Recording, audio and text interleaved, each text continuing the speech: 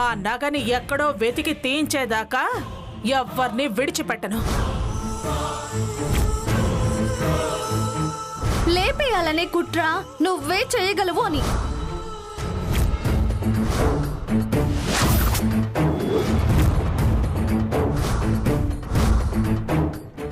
అసలు హారం మీ ఇంట్లోకి ఎలా వచ్చిందో ఎంత ఆలోచించినా అర్థం కావట్లేదు. ఒకవేళ వాళ్ళల్లో ఎవరైనా మీ ఇంట్లో పెట్టుంటారా అంటే, ఆ టైంలో మావయ్య కూడా ఇంట్లోనే ఉన్నారు కదా. ఆయన ఉండగా లోపలికి వచ్చే అవకాశమే లేదు. అలాంటప్పుడు హారం మీ ఇంట్లోకి ఎలా వచ్చి ఉంటుంది? అదే ఆదిత్య, నాకు కూడా తెలియడం లేదు. నేను అందరితో పాటు పూజ దగ్గరున్నాను. ఇంటికి వెళ్ళొచ్చేలోపు హారం పోయింది అన్నారు. నువ్వు పూజ మధ్యలో ఇంటికి వెళ్ళడం ఒక అవకాశంగా తీసుకొని దుర్గమ్మ హారం నువ్వే కొట్టేశావని ప్రచారం చేశారు. కానీ నేను వెళ్ళేటప్పుడు ఉన్న హారం వచ్చేసరికి ఎలా పోతుంది? అది నేను కొట్టేశానని ఎలా అనుకుంటారు? ఇదంతా కావాలనే దుర్గమ్మ చేస్తుంది. ఆ నింద నా మీద పడేసి నలుగురిలో నాకు చెడ్డ పేరు తెచ్చి ఇదే అవకాశంగా తీసుకొని ఆదిత్యకి వెంకటలక్ష్మికి పెళ్లి చేయాలని చూస్తుంది. నన్ను నేరుగా ఎదిరించే ధైర్యం లేక సత్యవతి, మంగళాంబ, వెంకటలక్ష్మి, దుర్గమ్మ పన్నిన పన్నాగమిది. నన్ను ఆదిత్యని ఒకటి కాకుండా చేస్తున్న ఆలోచన ఇది. నువ్వు చెప్పింది నిజం తులసి. జరిగిందంతా వింటుంటే ఆదిత్యకి నీకు పెళ్లి కాకుండా కావాలని నీ మీద వేస్తున్న ఆరోపణ అని తెలుస్తుంది.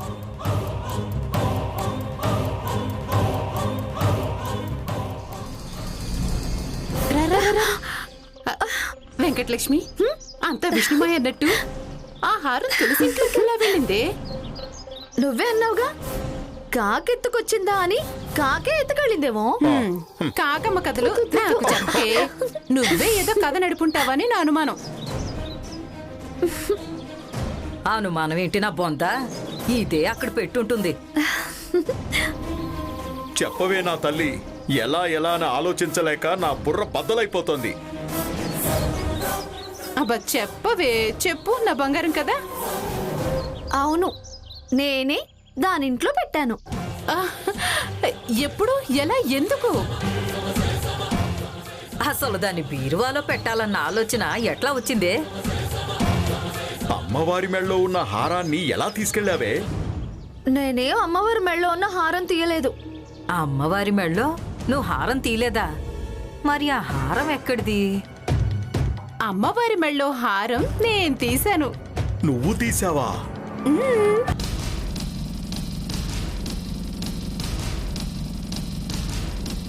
చిన్నత్తయ్య తీయటం నేను చూసా. నువ్వు చూసావా? ఎస్, చూశాను. కాబట్టే అత్త ఇచ్చిన డూప్లికేట్ నగని అక్కడికి చేర్చను. దేనికబ్బా నా చేతిలో హారం పెట్టిందని ఆలోచిస్తూనే పూజ చేశాను. తర్వాత నువ్వు హారం తీయటం, అత్తయ్య నీతో గుసగుసలాడటం అంతా విన్నాను. అత్తయ్య ఏదో చాలా పెద్ద ప్లానే వేసి ఆ తులసిని ఇరకించబోతుందని ఊహించా. అందుకే పూజ పూర్తయిన రాత్రే రాత్రే అది చెప్తుంది కదా, తొందర పెట్టకు.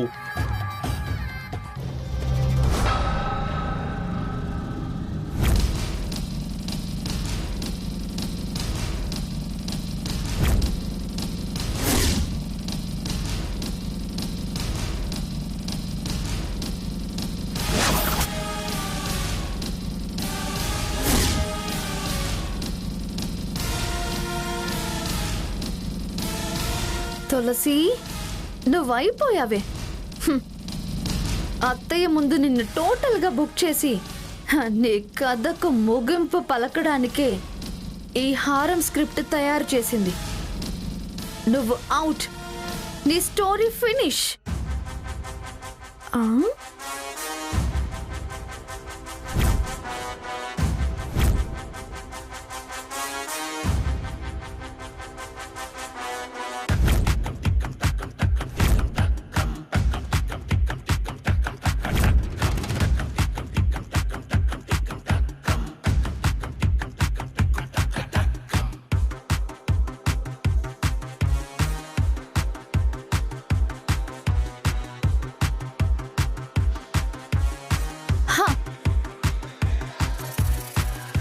నాకు పోటీ వచ్చి నువ్వేంటే ఇంటి కోడలు అవ్వాలని చూస్తావా? ఆ ఇంటికి కోడలు అవ్వటం కాదు, జైలుకి ఖైదీలా వెళ్తావు. ఫినిష్ తులసి, నీ చరిత్ర ముగిసింది. ఇంక నాకు అడ్డు లేదు, తిరుగే లేదు.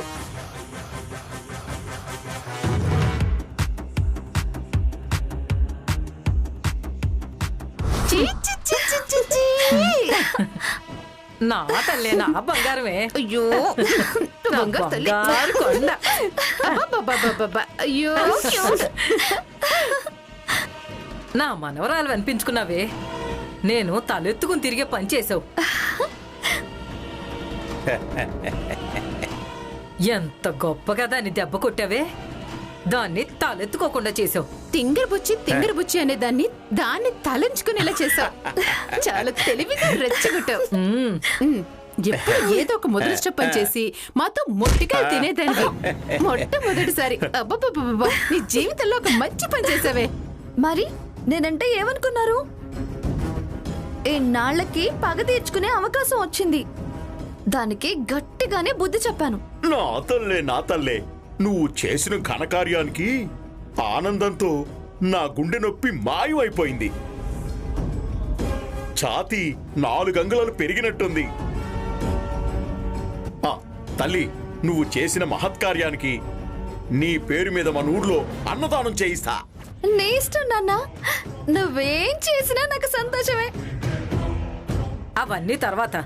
సత్యాలు, ముందు నా మనవరాలకి మన దిష్టే తగిలేలా ఉంది. ఉప్పు మిరపకాయలు పట్టురా, దిష్టి తెద్దాం. అలాగే 47. ఇన్నాళ్ళకి నా మనసుకి ఎంత ప్రశాంతంగా ఉందో, చాలా తృప్తిగా ఉంది. ఎప్పుడు అది నన్ను ఏడిపించడమే గాని దాన్ని ఏడిపించే సందర్భమే రాలేదు. ఈ దెబ్బతో అది గింగిరాలు తిరిగిపోతుంది.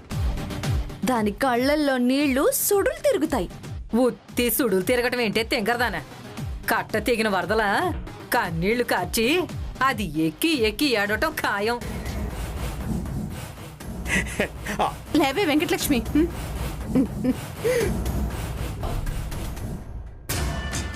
మీ నాన్నమ్మ దిష్టి, మీ నాన్న దిష్టి, ఆ తులసి దిష్టి, అందరి దిష్టి పోవాలి.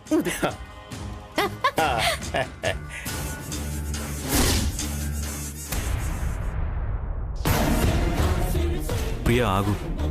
ఎందుకండి? నీకొక విషయం చెప్పాలి. ఏంటండి? మన తులసి గురించి.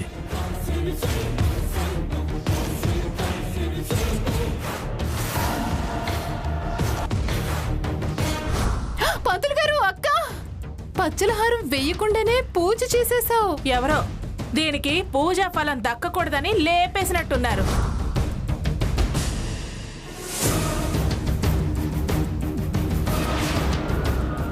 నేనెంత చెప్పినా వినలేదు. అయినా వాళ్ళ ఇంటికి వెళ్ళింది.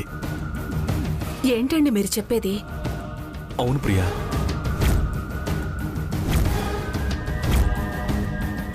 నేనెంత చెప్పినా వినకుండా వెళ్ళింది. ఆ తర్వాత ఏం జరిగిందండి? చూడండి, చూడండి, ఏమీ ఎరగనట్టు ఒత్తెత్తి మాటలు మాట్లాడింది. ప్రియా, ఎక్కడికి ప్రియా? మీరు ఆగండి. నేను ఇప్పుడే అన్నీ వాళ్ళ ఇంటికి వెళ్ళి నా బిడ్డ మీద దొంగ అని నింద వేసిన ఆవిడ సంగతి తేల్చుకుని వస్తాను. అది దొంగ దొర ఆవిడకి తెలీదా? ఆడపిల్ల జీవితంతో ఇలాంటి ఆటలేంటని 4 దులిపొస్తాను. వాళ్ళిద్దరిని హెచ్చరించొస్తాను. అంతకు మించొస్తే అసలు తులసి ఎవరో వాళ్ళకి వివరంగా చెప్పేసొస్తాను. ప్రియా, నీకేమైనా పిచ్చా? ఆవేశంలో మూర్ఖంగా ప్రవర్తించుకో. రోషానికి వెళ్ళి పౌరుషంగా 4 మాటలు అన్నంత మాత్రాన వేసిన నింద వెనక్కిపోతుందా? పోకపోతే మౌనంగా తల దించుకుని భరిస్తే తొలగిపోతుందా? చూడు ప్రియా, ప్రతీకారం తీర్చుకోవడానికైనా కాలం కలిసి రావాలి ప్రియా. సమయం అనుకూలంగా ఉండాలి. ఆవిడేదో చేసిందని చెప్పి ఆవేశంలో వివేకం మర్చిపోయి నువ్వు తప్పు చేయడం సరికాదు ప్రియా. వదిలే ప్రియా, ఆళ్ళ సంగతి తర్వాత ఆలోచిద్దాం. అయినా తులసి ఈ విషయం గురించి అంత తేలిగ్గా వదలదు. వాళ్ళు వదలరని చెప్పి నన్ను ఈ విషయాన్ని అంత తేలిగ్గా తీసుకోమంటారా? తేలిగ్గా తీసుకోమంటలేదు ప్రియా, సమయం తీసుకోమంటున్నాను. ఒక్కసారి ఆలోచించు ప్రియా.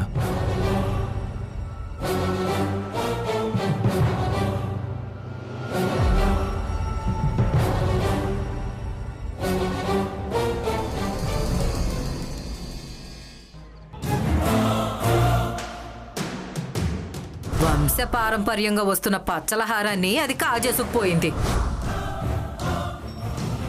మీరు చూపించిన ఆ తులసి మీద నాకు డౌట్ ఉంది. అది తప్ప ఇంకెవరికి హారం తీయాల్సిన అవసరం లేదు.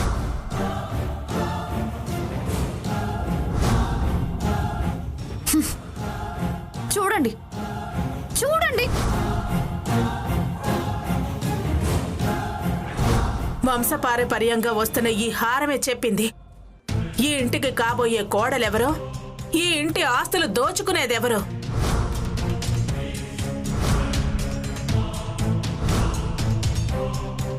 ఈ దుర్గ కక్ష చివరికి ఎంత దారుణాన్ని కొడిగట్టింది.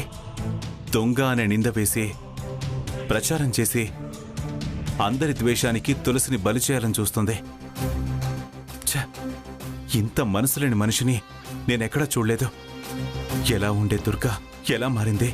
ప్రియతో తోబుట్టులా ఉండేది ఆగర్భ శత్రువులా మారింది. ఇప్పుడు ఆ సత్యవతి అత్తయ్య తోడయ్య చేస్తున్నారా? దుర్గని బాగా రెచ్చగొట్టి పాపాలకు పురిగొల్పుతున్నారా?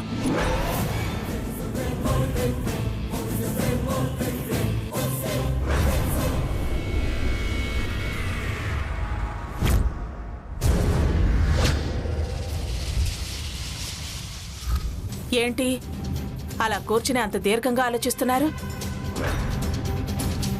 ఓ, ఆ దొంగదాన్ని మన ఆదిత్యకిచ్చి పెళ్ళెలా జరిపించాలనా? కుదరదు అని ఎలా మీ చెల్లెలికి చెప్పాలనా? దొంగది అనొద్దని నీకు చాలాసార్లు చెప్పాను. అది హారం దొరక్క ముందు మాటండి. దొరికి రుజువైన తర్వాత దొంగని దొంగ అనకుండా దొరసాని అంటారా? అనను, అస్సలు అనను. దాన్ని దొంగ అనటమే కరెక్ట్గా అనిపిస్తోంది. తులసి అనే పిలుపు కన్నా దొంగ అనే పిలుపు చాలా పర్ఫెక్ట్గా అనిపిస్తోంది. అవును, దాన్ని అలా అనద్దు అంటున్నారు అంటే ఇంకా కొడుక్కి చేసుకుని కోడలుగా ఇంటికి తీసుకురావాలనే ఆలోచనలోనే ఉన్నారా? అలాంటి ఆలోచనలు ఏమైనా ఉంటే బుర్రలోంచి తుడిచేయండి. నాకేంటి అని మీరు సిగ్గు లేకుండా అది సిద్ధమయ్యారనుకో, నా తద్దుననుకొస్తుంది. మీరు ఆలోచించాలనుకుంటే వెంకటలక్ష్మితో పెళ్లి ఎలా జరిపించాలి, ఎవరెవరిని పిలవాలి, ఏ రేంజ్లో జరిపించాలి, ఇవి ఆలోచించండి. అర్థమైందా? అలా చేస్తేనే నాకు మీకు కూడా మంచిది. మీరు జుట్టు పీక్కుంటూ కూర్చుని నాకు చిర్రెత్తించమాకండి. మీరు 100 చెప్పినా 1,00,000 మాట్లాడినా దొంగ దొంగే. దాన్నే మనోడికి ఇచ్చి చేస్తే మన మొహం మీద తడి తప్ప కళ్ళుండదు.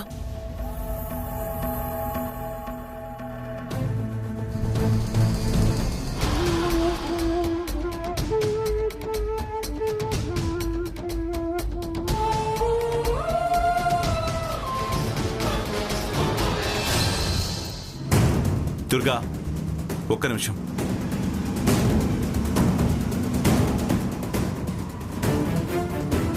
నువ్వు నిజంగానే తులసి హారం తీసిందని నమ్ముతున్నావా? ఆత్మసాక్షిగా చెప్పు. నమ్మటం లేదు, అస్సలు నమ్మడం లేదు. పచ్చల హారానికి మన ఇంట్లో ఉండటం ఇష్టం లేక కాళ్ళు తెచ్చుకుని వెళ్ళిపోయింది అంతే.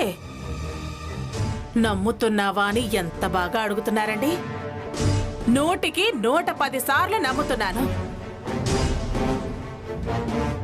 ఊరికే ఆలోచిస్తూ నిద్ర పాడు చేసుకోకండి, పడుకోండి.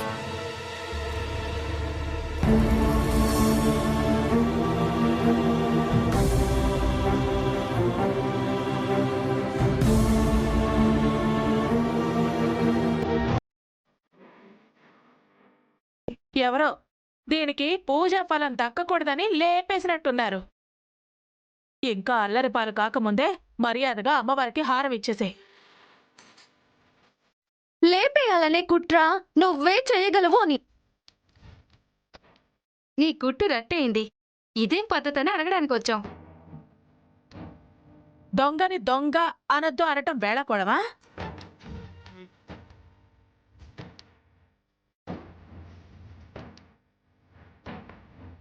ఏం తెలిసినా ఇప్పుడేమీ మాట్లాడలేని పరిస్థితి బావా.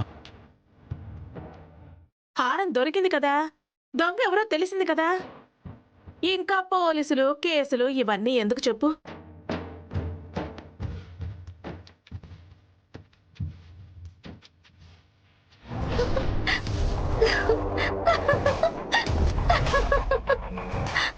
ఎస్ ఎస్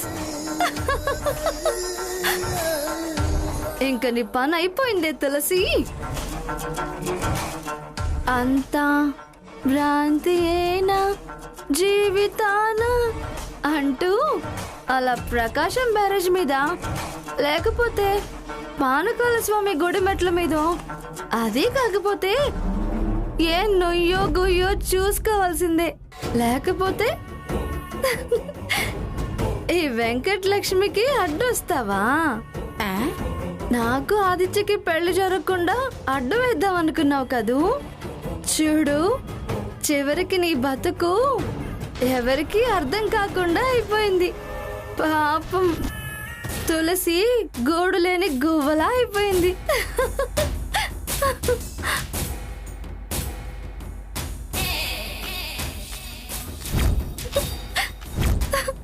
వెంకటలక్ష్మి, వస్తే వెంకటలక్ష్మి, వెంకటలక్ష్మి.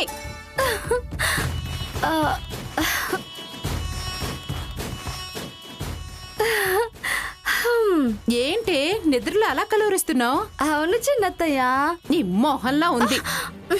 ఆ తులసి అంత తొందరగా భయపడేది కాదు. అది నుయ్యో గొయ్యో చూసుకోవాల్సి వచ్చిందంటే మనం అయిపోయినట్టే. అది అంత సులువుగా పోదు. ఒకవేళ పోతే ఒంటరిగా పోదు కూడా, మనందరినీ తీసుకెళ్లి ఆ కృష్ణా నదిలో పడేస్తుంది. పిచ్చి పిచ్చి కలలు మానేసి దాన్ని ఎలా ఎదుర్కోవాలో అది ఆలోచించు. సరే చిన్నత్తయ్య.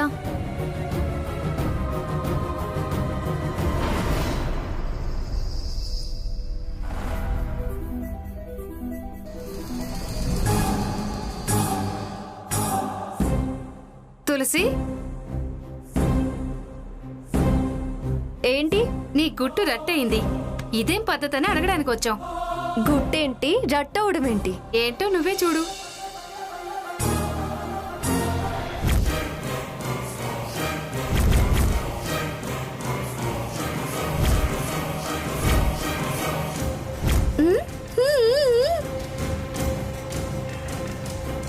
వాట్సాప్ లో హల్చల్ చేస్తున్న నీ వార్త.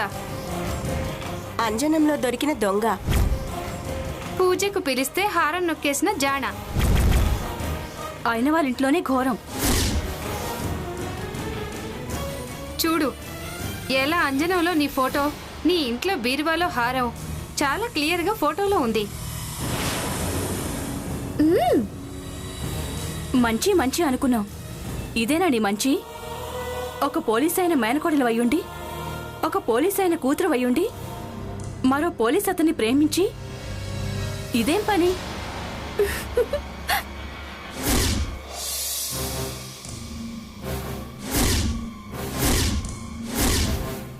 అలా దులపండి, మొహం దాచేలా తిట్టండి.